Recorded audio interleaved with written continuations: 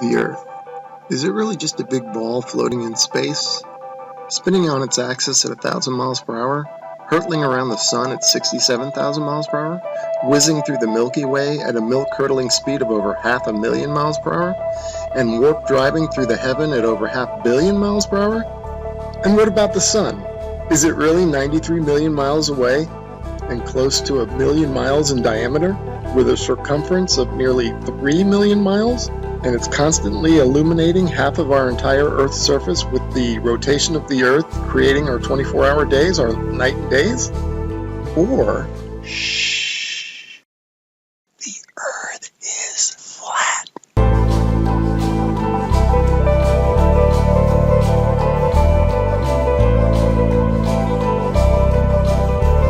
And maybe it's completely still, just like we experience. And maybe the sun isn't big, but is very small and very close, and not illuminating the Earth from 93 million miles, but is illuminating locally. And maybe everything, the sun, moon, and stars, are not far away, but are circling overhead relatively close. In this video, we're going to explore the latter option, and at the end, we're going to reveal startling evidence through the use of time-lapse photography that the sun cannot possibly be 93 million miles away, but is in fact very close, and is illuminating locally as it traverses our flat Earth. Oh man, and watch how this sun comes at you. Boom! I mean, come on. And that's all perspective. If you look at jet trails, Google Images, you'll see them, they start out low at the horizon, they come up overhead. Look at that thing. They come up overhead and then they go down to the horizon. Perfectly explains what the sun would do. Here it is going overhead. I love time lapse. And look at this. You can't go out and look at the sun. You can't see this stuff, except that it's on, time lapse like this. It's incredible. Now watch this thing. It's sweeping. The sun over flat Earth is doing a big circle, right? Look at this thing. See it sweeping to the right. It's like a lefty bowler. Just toss that down the alley, and there it goes, hooking into the pocket.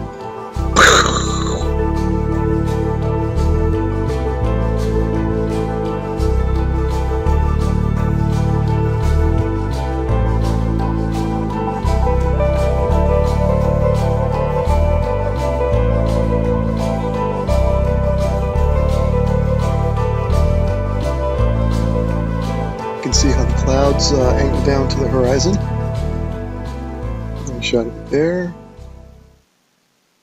That's exactly how the sun would do on flat Earth. Okay, back to the Copernican principle, and this is what they tell us. The sun is 93 million miles away.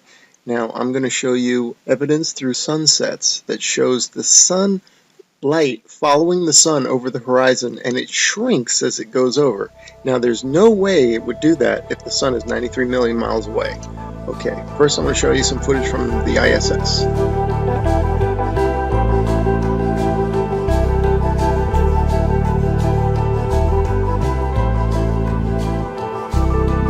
Okay, now watch this animation. Watch this sunset. Now this is exactly, if they came to me and said do an animation, this is how I would do it. If the sun were 93 million miles away. Just like that. Have the whole horizon fade evenly. But that's not what we see.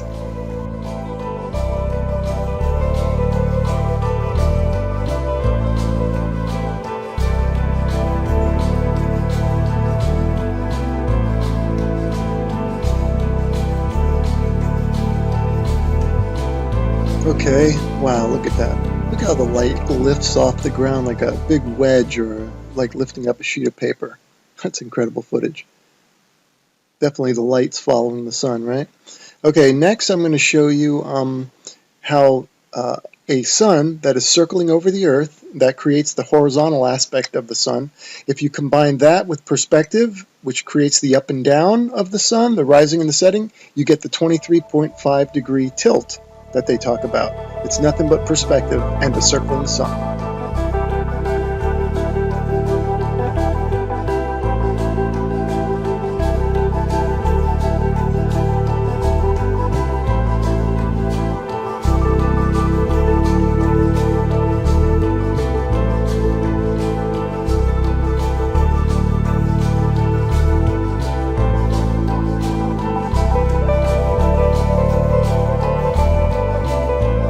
Here's another sun sweeping out a big circle.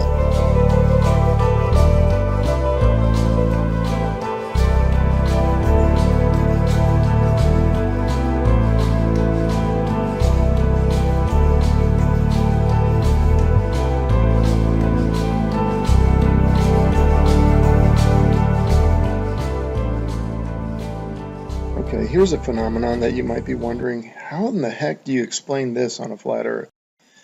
Well, this footage is taken from Alaska during the summer, and the sun does look like it's going up and down. The reason it's doing that is that this town in Alaska is not in the center of the sun's circular circuit. In other words, the sun is making a big circle, and the town is not in the center of that circle. So the sun will be closer and further from the viewer with the camera. That will cause it to go higher and lower, and also maybe even bigger and smaller.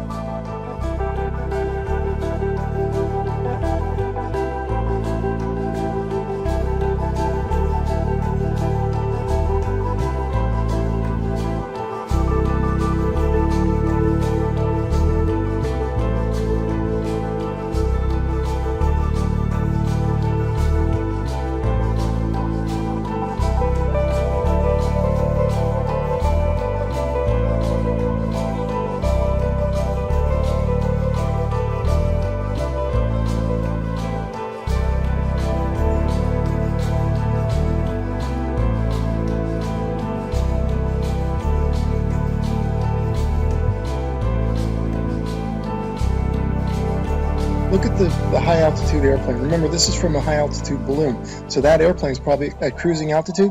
Notice how it looks like it's going up from the horizon. That's exactly how the sun will rise, because that plane is staying parallel to the ground. And now watch, it'll go down to the other horizon. All right, again, perspective, that's how the sun will set. And forget the big ball, that's just due to a GoPro camera. But see how the sun, that's the point of this. And then also, look at the size of the sun, man. Look at that thing. I mean, there is something to it to say that we're higher up our view and the sun looks bigger, and it looks like it's not as high in the sky as it does when we're on the ground. Something to that.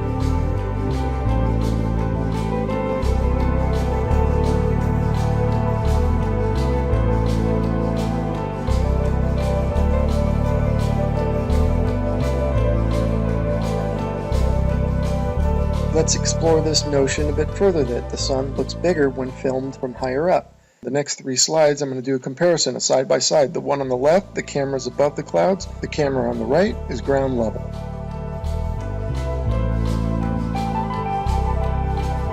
And the point for the side by side comparison from the ground level and the level above the clouds is that above the clouds we're only maybe a mile or so up, and if the sun appears to be closer to the camera, well, that means it's probably much closer, because if the sun were 93 million miles away, a mile closer wouldn't make any difference at all to its visual appearance.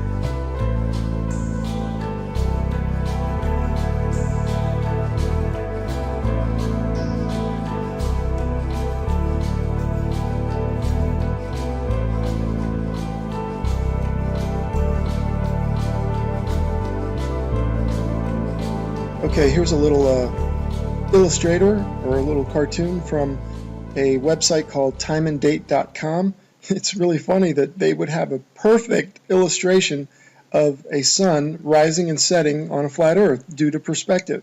You'll notice that it rises from below the horizon and sets below the horizon. Now you might be saying, well, how's that possible? I can see now you're saying that it rises and lowers due to perspective, but how does it disappear below the horizon? Well, I got a theory about that. Because of the fact that all parallel lines and planes converge at your eye level horizon, this is according to the perspective, I'm not making this up. If in fact, and they do, they converge at your eye level horizon visually, then it makes sense that after that point they diverge, meaning they then separate, so the sun would continue on a downward track. As you can see from my illustration here, the lines would go to your horizon and then afterwards they would spread out and separate, kind of like a starburst, and the starburst being at your horizon, at your focal point.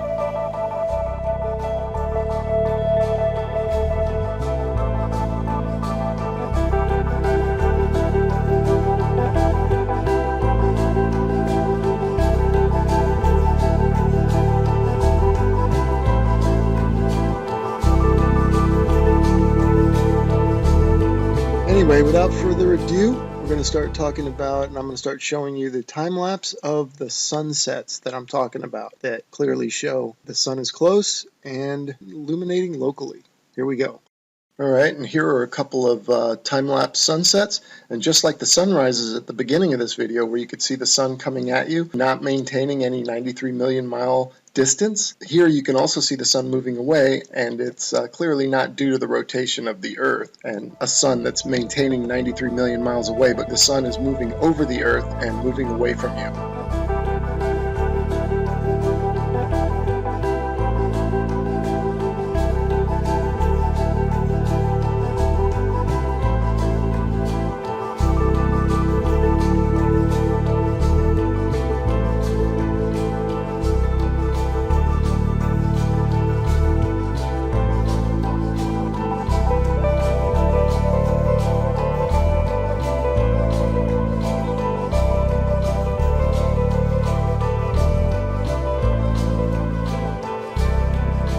Okay, these next three slides, the sun is almost set already behind the horizon, but watch as the sunlight shrinks and follows the sun. It's definitely a locally illuminating sun, not far away, not very big, and definitely not 93 million miles away.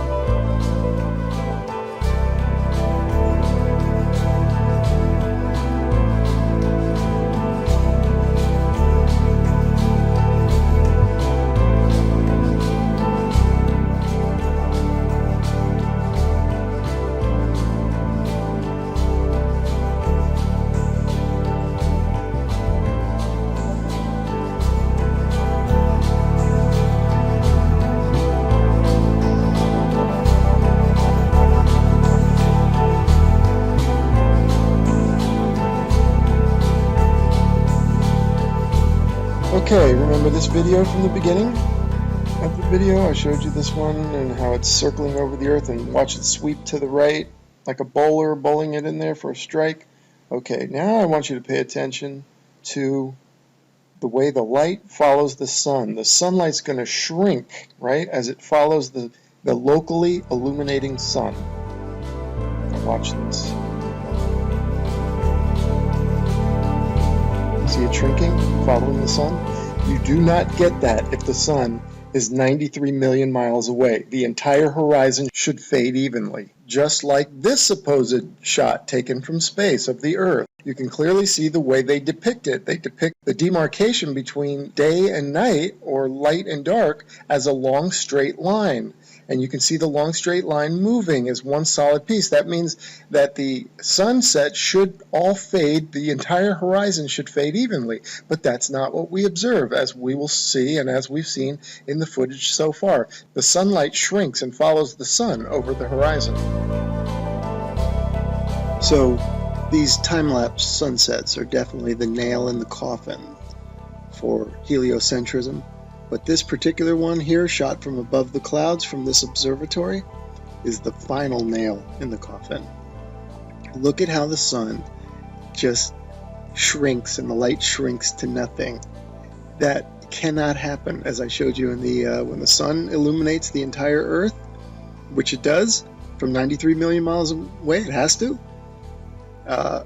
You don't get this isolated look at the sunlight trailing the sun. That's only possible with a small sun, close, not very high, illuminating locally. I mean, if this isn't proof to you, then you gotta take the blinders off.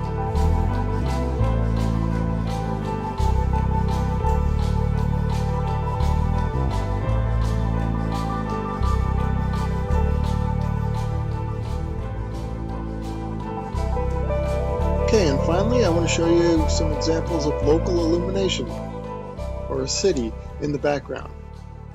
This is from Grand Canyon National Park. You can see Las Vegas is one of them. You can see the stars going down, so you know that's not the sun. That's the glow of Las Vegas, it says. You can see that's local illumination. I'm just making an example showing you here's Tuba City and a little bit of Flagstaff. Now, in this one here, you see two lights. Obviously, we don't have two suns, but these are two cities lit up, and it's just to show it looks just like the sun going over the horizon. That's the point of me showing that. That's local illumination at work. The sun is not 93 million miles away, because if it was, the entire horizon would fade evenly, and the entire horizon would fade at the same time. Not what we see here, which is the small sun cruising over the Earth and the light is following it. Case closed.